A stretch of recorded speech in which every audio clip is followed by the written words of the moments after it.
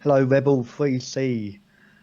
Week 4. I'm your host, Rob Top, and I'm here as always with Matt. Hello, Matt. Hello! It's been a good week. There's week 4.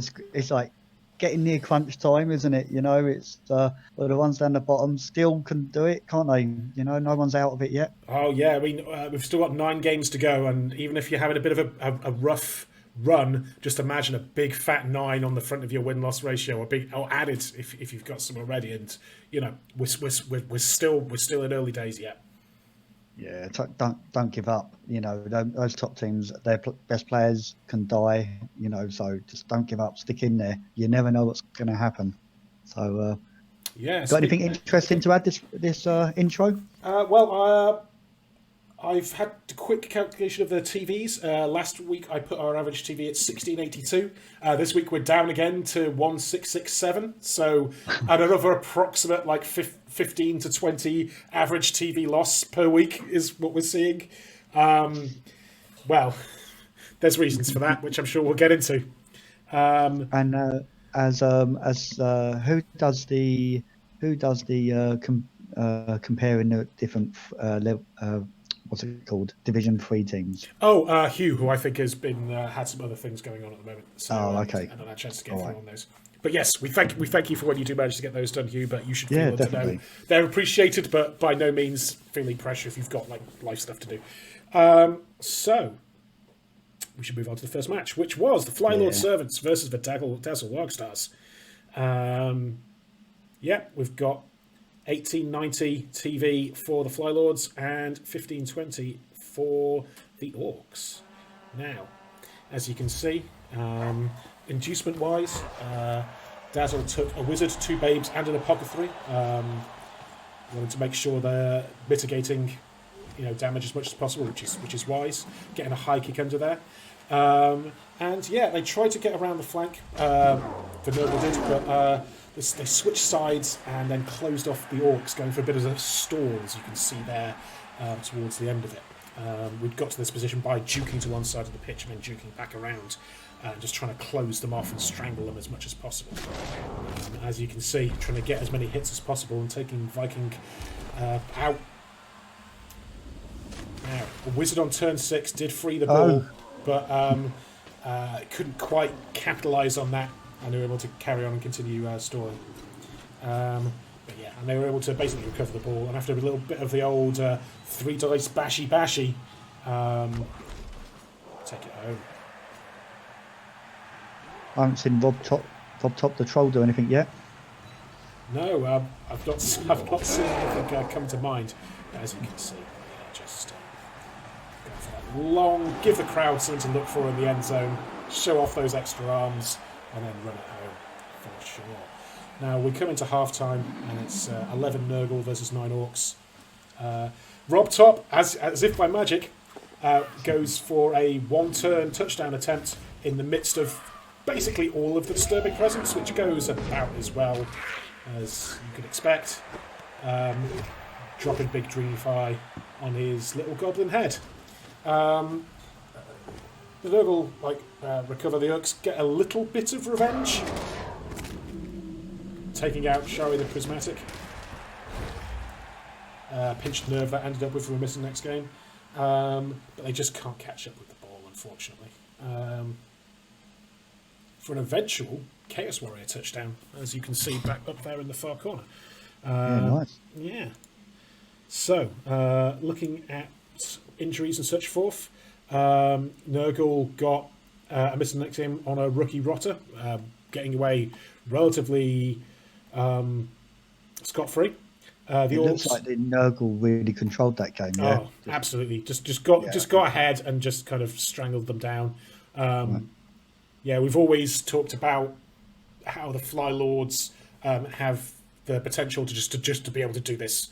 They've had a little bit of a stalled start, but I think we could be seeing a start of a run of form if there's anything the potential of the team could go to.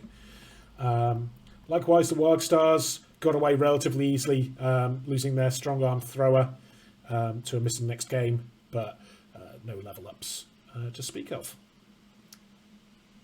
And yeah, next up we've got the Clortamore Rams versus the Nordic Nooblets, which was one of yours, and I shall bring up. Yeah, we thought the Rams would be favourites here, but it turns out this Norse team are just bashy, like really bashy. And the fans are getting involved. Yeah. Oh, wow. Yeah, look at that. Oh, that's what you want. Yeah, well, not what Hud wanted, I don't Well, think. no, but statement of intent from the Norse fan, as we can say. Anything can happen. I skipped over to like turn 4 here because the Rams just wanted to score quickly by the looks of it. And they did a nice little cage here, but the ball did get based. Pretty well, I thought. But in the end, the Rams just dodged out and scored. So that was quite easy for them. And when it come to the next kickoff, another rock. Wow. Look at it. Wow. The fans are getting involved for sure. I see the Rams have got a wizard here. Is that the reducement they took? The Rams, yeah, and a dirty player lineup they took as well. But as you see, like this first couple of weeks, they basically just really beat the chaos up in this game. Like there weren't many left towards the end, let's put it that way. But the strip ball guy, he does his job here. Yeah, absolutely. And he was being a real pain against the Norse. I don't remember the diving tackle guy playing, so he might have been out for this game. Or he got taken off right at the beginning, I'm not sure. But I don't remember him doing anything. But I was about to scroll up and have a look, but it's a replay, so I can't do that. But yeah, you see the Norse are a bit of a agility team. They don't mind taking chances and scoring with the right people, deliver the right people up. And that was just before half time. And this is turn 8. Right, here. A guy on the right hand side is a dirty player. Now you would have thought that he'd come running in, especially having a bribe. You would have thought he'd come running in and doing something about that. Well, no SPP for dirty. So he passes that, so just moves him forward. Well, and what happens to him when he moves him forward? Boom! I bet he wish he did the foul man. Well. And this is turn 9, start the second half, 1-2 out of action. Oof. Which isn't a big loss for Huddy. As I say, he doesn't use that minor at all much. He's got other players that are much better. Yeah, not that great really, but I suppose it took out the front, which... Hey, any fireball that gives you an injury is a fireball I'd be happy with. And I skipped a little bit there. This is the same turn. And he gets his strip ball guy through with a 2 dice. Yeah, it's a good play using the wizard. I was about to say Fenn's annoying, but not if you get clearance. He did well stopping him there, and it's sort of like go for broke here, but he couldn't do it. He didn't have nothing then up there. Wow, yeah, it's looking very lonely on that pitch. Yeah, it was only like, what's that, 1, 2, 4 on the floor, 5 on the floor, 1 stacked up. Yeah, it's like that all game. Really bashing him. They've taken a few hits themselves, it looks like, as well, like AB7, obviously. Yeah, but it wasn't bad. They got people in reserves. Yeah, and this guy just ends up running off. He does come into a little bit of trouble, but the Norse just handled it. The Norse handled it. And here he's got a chance for the 2-2 equaliser. Gets the dodge. Oh no! No re-rolls. And KO'd as well. An extremely brutal tripwire. Yeah. So overall, the Norse just bashed their way to victory. Yeah. It's oh, the Rams have taken some injuries here as well. Yeah. Like. On the bit rookies, harsh for the Rams. Yeah. Like, at the very least, you're not getting a lot of missing next games, but it's mostly... Yeah, we talked about exposing people there a little bit, but the core of the team, like 2 here and this core here in the centre, has managed to get through relatively unscathed. So, Lona might be a bit of a problem, but they're still going to be a mostly fully functional team. I would have thought. He only got one level up, Phil Jevons, and he ended up taking on the north side. Oh, okay, Yeah. What do you think he took? From there, is it a double or a normal? Normal. Stand firm. No, Wrestle. wait, that's rest. Wait, what? Yeah, wrestle. Also, because stand firm is a everyone's strength got skill, which it couldn't have been. But Oh, right. Wow. Yeah. I thought wrestle was alright actually, because you don't start with any, and he really needs like a sacker. That is true. Like, because your gut is to reject the idea of doubling up block and wrestle, but I suppose wrestle is good. And Ulfs don't start with it though, right? So you could put wrestle on an Ulf, but I suppose if you're using those more aggressively, you want them to knock down. Weird. It's got to go somewhere, and I thought that was a good choice. Sure. But on the guard, on the guard, player, well, but it's interesting. I think he so I guess just we'll really see. wanted to wrestle. Yeah, he really wanted to wrestle for next game, and if he's the only one leveled up, then so be it, I guess. Sure. I was going to say tackle, but we've already got a few of those. Interesting. I look forward to seeing up. I guess we can have a look actually live to check that. Yeah. Niggling injury there, I think it is, isn't it? Smashed knee on the thing. And yeah, as you said, it's not a skills array you tend to see very often. But let's see how it pans out. It's always good to get a little bit of experience of unique builds, but we shall see how it goes.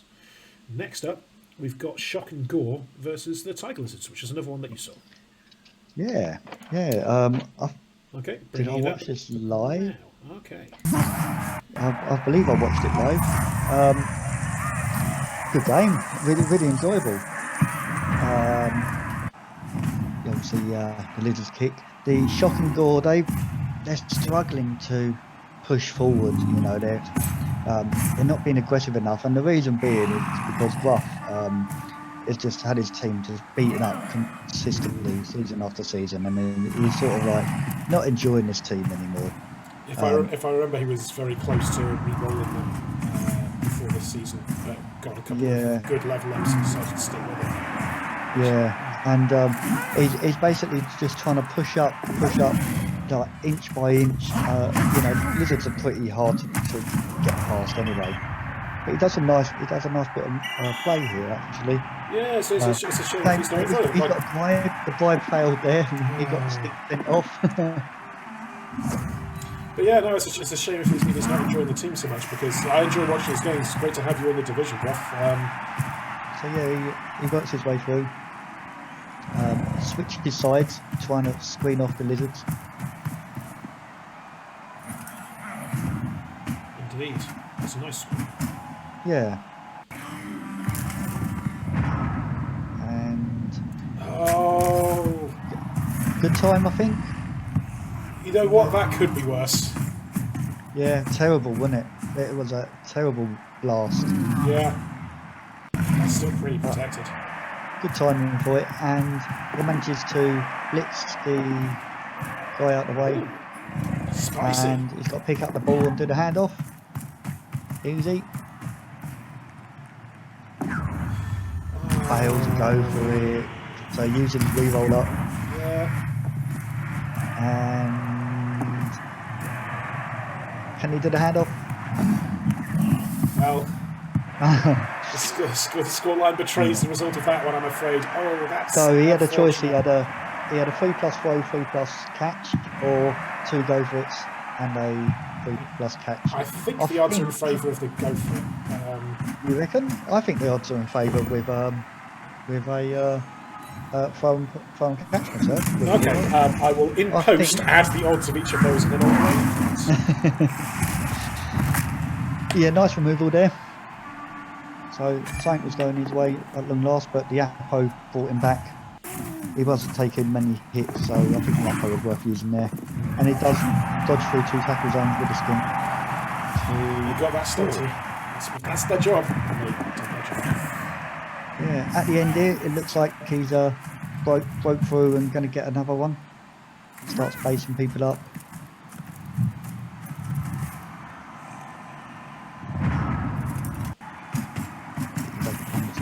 stopping. Nice blips with the white. Yeah, that's the thing about lizards, skinks in particular. Block is good. They've got dodge, but they don't get that double. You're still looking at similar odds to a normal block. Yeah, manages to pick it up and get away, and their game ends 1-0. I really enjoyed the game. I thought it was really entertaining. Fair result, I guess. But yeah, just I think he just needs to be a little bit more aggressive with that undead team. Start basing up with the mummies. But what do I know? I got a feeling that all these coaches are better than me. So I think it plays on your mind a little bit when the team keeps getting beaten up, especially the Ghouls. But his Ghouls are the ones that seem to be lasting. Look at that, 111 SPP for one of his Ghouls. Yeah, atypical as well. That's good. Yeah, it's probably the reason he wanted to keep the team, to keep Plaguechew around. So we got a level up on the mummy. Okay, let's take a wee look at that.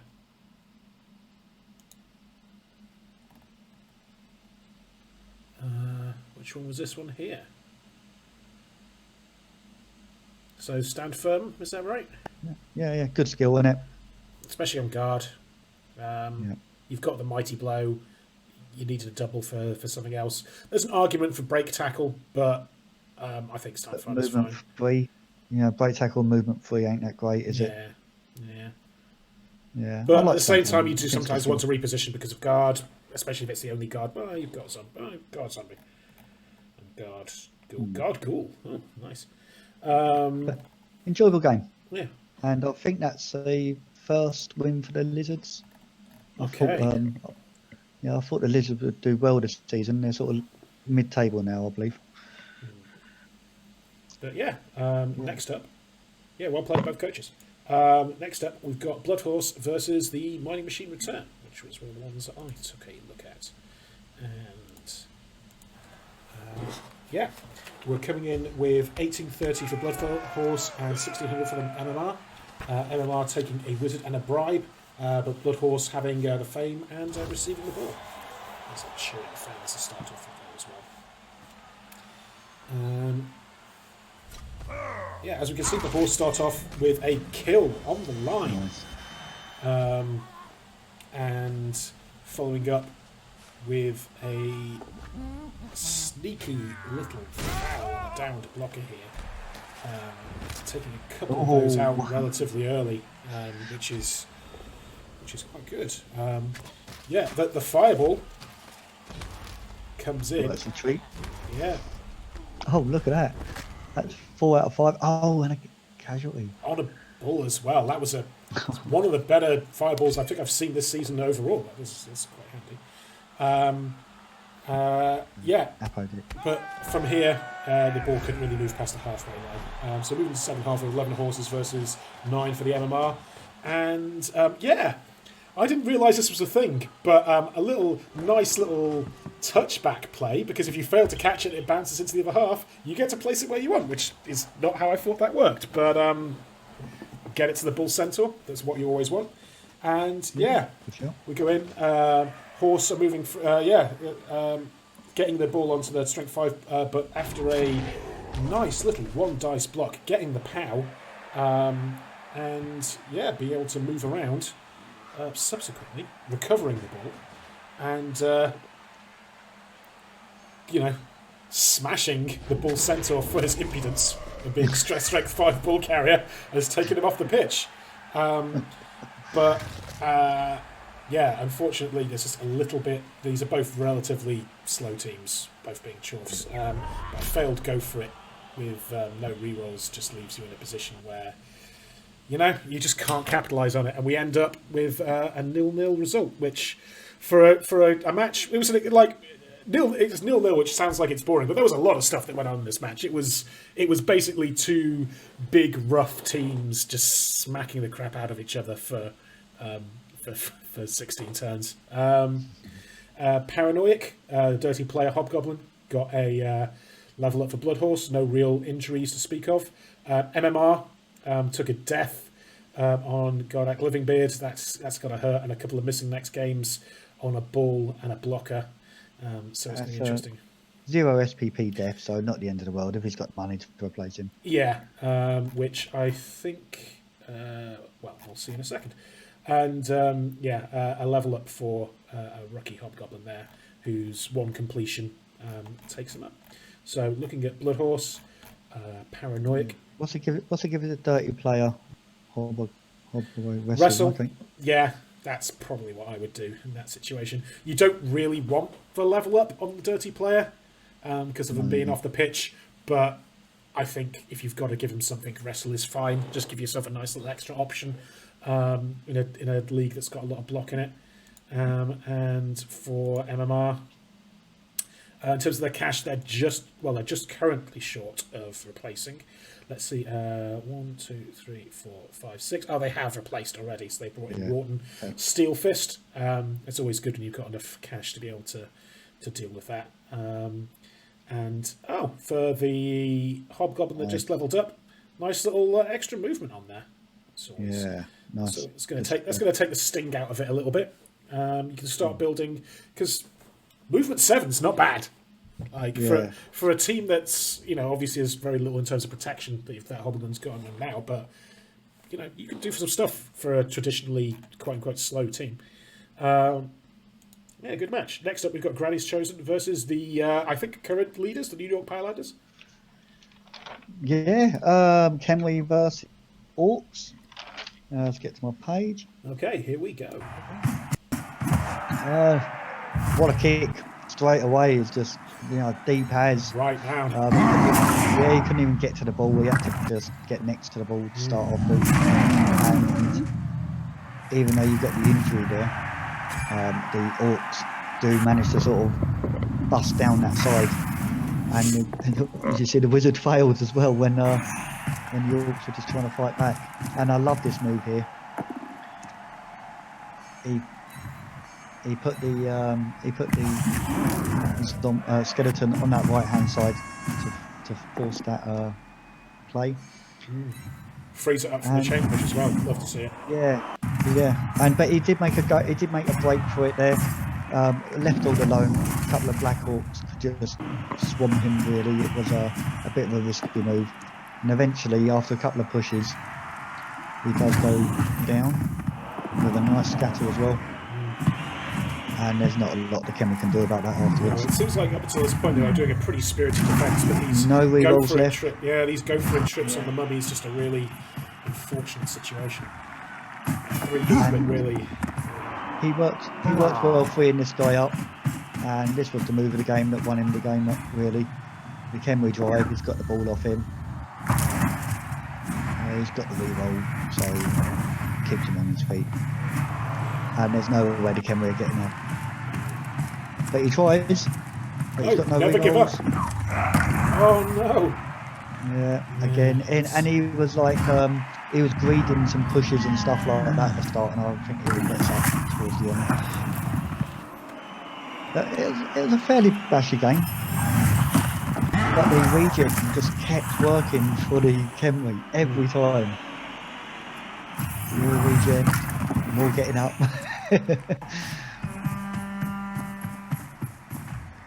And this is on the Orc drive, right? This is second half Orc drive, and they just caged nicely down the side, and it looks like you can't get through there. Here we go. Oh! Plus. Almost did it. Nearly. Almost. Yeah, it was worth a try. Yeah. But he ends up getting a bit beaten up over there. Yeah, I mean, you'd be tempted to do a slightly different push, but for your impudence. There you go. And regen's worked every time, except now. I like him. Hand off to the 75 for a reroll. Yeah. Even a Vagi too. And he levels up when he scores. It's good. You can see why the Pilelanders are such a aggressively built, enhanced team. If you're doing these handoffs for Black and stuff like that, traditional weak link in the team in terms of skill progression, but taking the opportunity and realising you got the opportunity to do it as a coach. Yeah. I like the foul on the goblin at the end. Yeah, Unnecessarily, turn 16, stamp on the goblin's head. that's what they're there for, right? Yeah, he put him on the line, so he deserved it. And the Kenwi, they're all about control, and it's really hard to have control when you're facing orcs, especially with all the guard and block that the orcs have got. So the control was out the window a little bit. They were forced to make some plays that didn't really pay off. But you're facing the top of the table team, so it's a hard match, isn't it? So Injury-wise, yeah, Blitzra's gone down. Got the MVP, but no real skills other than that. Highlanders, 3 level ups. 4, 6, and 9. Let's take a wee look at Yeah, that. I'll tell you what they got. Okay. Josh Bailey got Yep. what every orc coach wants. Strength, yeah.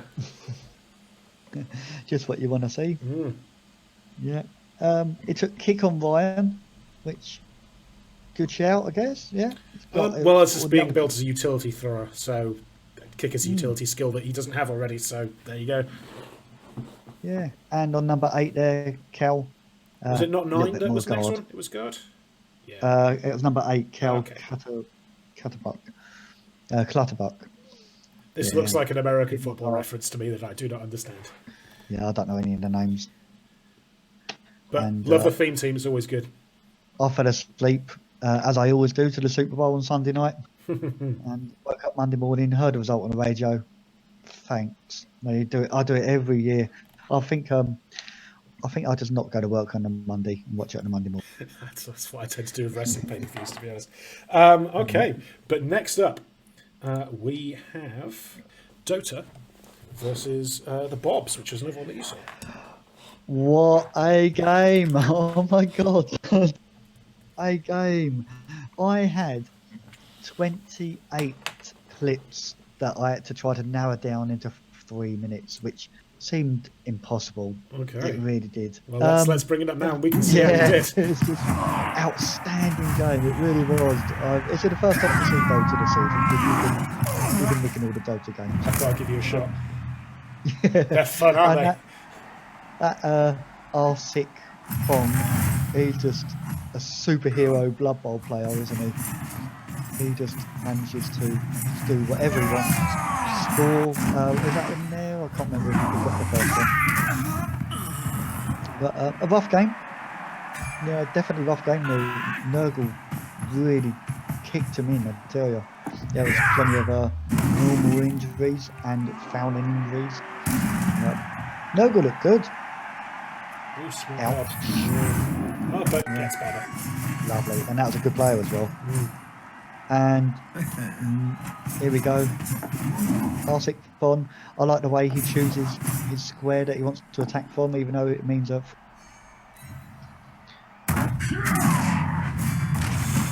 wicked, isn't he? He's such a good player. So, certainly a short list for player of the season's division. Totally. Yeah. Because this has turned into a little bit of. But I like the way the warrior there, adds 2, just picks it up and runs off. As we keep saying, if you've got a reroll, 75%. That's not bad. Yeah, and he plays well to get all the tackle zones in place there and blitzes his way out and makes it equalise and Love turn to see it. Another Nurgle Warrior score. Oh, not to be outdone. Blitz kickoff didn't really make a lot of difference apart from Edge 5 guy gets under the ball. And when they try to get him off, he's blodged and he's horrible and they couldn't do anything about it. So one guy hits him, start making some chain pushes. Next guy, come on, try to get this player down off the pitch. He's going to get fouled when he does go down. Is he going down now? No, he ain't. That's a turnover. Yeah, so once he's got the ball, boom, gets him down, legs it, and that is 2-1 coming up. The beast at the back there, the pesticle at the back, does get a hit on him, but it's only pushes, and it's just not enough. I had to skip so many of the casualties and the KOs and stuff like that it was hard trying to squeeze it in. I've ended up 4 minutes here. But here's the dude. Don't mess with our sick Fong. It was just such a fun game to watch. It really was. So look, he's there, he's everywhere. Yeah, it doesn't matter where he is on the pitch. Only gets a push though. He's got strip ball. Oh. Of course he's got strip ball. He's the hero. And just go and pick it up and run off. Oh. And heroes never die, but sometimes they do fall over. Yeah, but the team helped with a re-roll. And he gets away. And what does he do? Can he knock him down? He needs to knock him down. Not with a double skull. Oh, we're a complete blank on rerolls at the moment as well. It's looking good from the Dota perspective. Yeah, and look what he does here. It's just the perfect. What do Nurgle have trouble with? Movement. So I'm going to throw the ball as far as I can. Fair. It looks like game over. Absolutely. Again, I've had to cut loads of little bits out there, but the Pesty does get the ball. And a nice little injury. Before, this is turn 16, so, do I want to equalise or no, I'll do the foul first. Well, you've got to be thinking that it's going to be tricky to... Oh, well, I suppose... So look at this throw. The throw's inaccurate. Oh, no! There you go. I always think that's going to be a turnover when that happens. I'm surprised whenever it isn't, but that's... oh, wow. Oh, you see, we were talking about it earlier before. Quality game. Yeah, like, no disrespect to the Bobs, but I think you have to call that an upset draw. But full respect to have that never give up, never die spirit, and you can sometimes get some great results. Brilliant. Yeah. I just love the foul before the important play. I just thought it was quality. I think he had a bribe still, but even still, it's just like, surely there's more important things to do than foul somebody on the floor, but I'm wrong. He got the injury and he got the touchdown. Dota taking some gnarly injuries here as well. That's a perm. That's a perm. Yeah, and they got really beaten up in this game. In the end, they had 3 players on the pitch, and one of them was Arsic Fon. Milady Nectar's going down as well with that agility. Obviously, you need to have, if you're doing those Arsic Fon long passes, you ideally want to have an Agi 4 person to receive. We lost Shark Heater early in the season, who was a usual recipient, and it looks like Milady Nectar's potential replacement is out for the next game, so Dota are going to be hurting for that.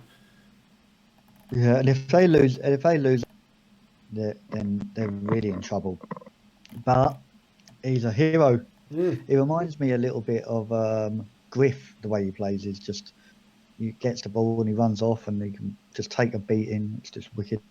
Might have cursed him there. Level up wise for perkiest player was Wrestle. Okay, yeah, that seems fairly sensible. Yeah, there's no level ups on the other team. Yeah. And once again, we see the dirty player Wrestle. Looks quite common that. Yeah. I wish the sneaky kick skill was a bit better. It's just such a crap skill. It's never used. Oh, is that the agility one, which makes it more difficult to be sent off? Yeah, but it's just pointless, really. So yeah, I'd like to see that skill get a little bit modded to make it, better to choose. But yeah, good game, and a draw was and he was robbed of that win there, but a draw's a draw. Yeah, no. Once again, no disrespect to both teams, but that's a very, very interesting result, and it just goes to show there's just got to keep pushing every match, every turn. Yeah, good game, great to watch. Cool. We're going to finish off with a high-scoring one: Rebel Supremacy versus Typical Spanish. Yeah, we have Rebel Supremacy. We've got 18-10 TV for them versus 16-80 for the Typical Spanish. Now, the Spanish took a wizard, and they also got +1 to fame, and leading with a kick here. Throw a walk getting cancelled. We've seen some of the stadiums come into play. Yeah, we now see a tasty little surf here. Lovely. Positioning to get that block, and oh dear. Oh. However, the Apo does come in, turns it into an AV break, which is still not great, but it's a little bit better than the death. Would you have just killed her or not? I think I probably would have given myself the thing, the choice later on. The Supremacy just kind of duke the entire pitch here, just pushing one side and just get all the way to the other side there, which leads to the score. Spanish then go for a flank push, and well, we'll see what happens. What do you think happens here? As the Witch Elf comes through, knocks down, takes out some of it. There's still quite a few tackle zones here, but she must have taken sewing lessons, because she is absolutely thrilled that needle runs through for the equaliser. As you might expect, coming through for our high elves, we just get a nice little handoff here, push through. It's your fairly standard turn 10 early, notwithstanding the go for it, but we're still early on in the half, so we've got some re-rolls and we can, after some consideration, run it. Well, he done it. I didn't think he was going to go that second over then. After that, we have a returning flank push, losing the ball here. As you can see, no one catching it off the bounce, but subsequently we do get some recovery and we're able to run it home for the second equaliser of the game. Now, what we saw then was Spanish getting a blitz, turn off a kickoff event, running through and getting underneath the ball, the cage break failing, and then just ending up in this position here as a drive break. It's really quite unfortunate to have got hit by that blitz and just be able to run the Dark Elf counter score there right at the end. Dark Elves flagged as being a good team for the counter score and just coming through there just where it counted, going in for a high scoring 3-2 win for the Doe's Dark Elves. Injury wise, the high elves have been a little bit unlucky this season. I think there's been a few games where they could have drew, and he's really, I don't know, he's really had the dice against him at times. But still, like, he can score. Hurricane here, an injury. It's slightly unfortunate, but at least it's only missing the next game, nothing permanent. As we saw, Virgen de la Macarena, the second. Well, who knows if we're going to be seeing a third. I don't know. We'll see. Have some time to make a decision. The Witch Elf is relatively well advanced, but you also don't have another dedicated ball sacker, so who knows. Chip Phaser got the level up there, as well did Tremor for Rebel Supremacy. Let's take a quick look at that. Tremor coming in with guard, double, yeah. Nice, lovely. Yeah, that's what you're going to pick. And near enough the only choice, isn't it, when your lineman double. Yeah, yeah. And then Chaveza going for wrestle, getting some of that ball stripping. How much money of the Dark Elves? We've skipped Virgin de la Macarena 3. We've gone directly to Virgin Macarena 4. Cool. I don't know what happened there, but you can't have an agility. You can't have an armor 6 witch, can you? You just can't. The temptation is going to be there, but I suppose because it's just that developed, and the idea is you're not going to want them getting hit at all. But as we've seen, it happens, and he's got elected to start getting the next one built up as soon as possible. So get on there. Long live Virgin de Macarena 4. Indeed. We won't talk about 3. I know Dark Elves are up to some weird stuff. We'll just I managed to take a once again, thanks for the heads up of people in chat who let me know that they were playing like next week's game today, so I was able to get this handy dandy screenshot of what the position that we were in before that happened. And once again, we see Largo Feldlauf right at the top, 4 wins, not dropped a single point left. The Flylord servants there racking up their 3rd win and starting potentially a big run of form here. Dota, pulled back slightly, but still in Challenger Cup cutoff territory along with Hood. And as we see, everyone's got some points. Like nobody is pointless, so that's important to remember. Manilov, he's moved up to 5th. He was my tip at the beginning of the season. That he's redeemed himself a bit. But as we say, there's still a lot to play for. Yeah, totally. And speaking, go. The Pylanders looks strong, very, very strong. I know it's easy to say that 4 wins out of 4, but that game, the way they controlled that game today, just well done. Which once again, as we've touched on before, we are both Division 4 coaches. This is Division 3. I don't think either of us picked Largo ahead of the season. That goes to show what we know. Like, just coming in there, I'm perfectly happy to admit I dropped the ball on that one like a mummy underneath a kickoff. That's a bad metaphor, but I'll leave that one in. I won't cut that one out in post. And moving to next week's matches, we've got our predictions. We've already had one of the matches played, so if you want to jump in, that one we're not going to be able to count. I forget who it was that's played, but it'll become obvious in a second. But for the time being, we'll discuss the matches that have vaguely happened. We both got the exact same number of points, so we're still on 15 each. Organised Crisis just behind us. Riff at 7 and Bob on 2. Once again, you don't, even with this, even if you feel like, oh, I'm too far behind to put any more in, you can get a lot of points in one round, and people can get 0 points. The fact that we give 3 for an exact right prediction really helps pick things up. So please feel free to come back in if you are enjoying this little sub thing. And we need to work out what the penalty is going to be for whichever one of us loses, but we'll come up with that. So, yeah, go on. Last week you got how many points? We both got 4. You got 4 individual correct results, and I got 1 correct result and 1 dead on. So you really only need that 1 dead on to start making things work. Yeah. Okay. Moving forward, predictions for next week. We've got that Orc Derby, the Dazzle Wargstars versus the New York Pilanders. I've gone for 2-0 to the Pilanders, and you have also gone for 2-0 to the Pilanders. It's hard to bet against the Pilanders at the moment. It is, and I think Dazzle had, they've certainly not been doing bad this season. Perhaps not as, it's always, it's got to be slightly galling to be the second best Orc team in terms of results. So maybe we'll be seeing a lot of Orcish spirit come through and show these New York Pilanders what's up. But I think, Largo's on form. It would be a mistake to bet against him, and 2-0 just seems like a strong decision there. Next up, we've got the Bob of the Star Troll Rob Topper win that game for Dazzle Wild Stars. Oh, you heard it here, heard it here first, folks. Next up, we've got the Bobs versus Mining Machine Return. We've both gone for an MMR win here.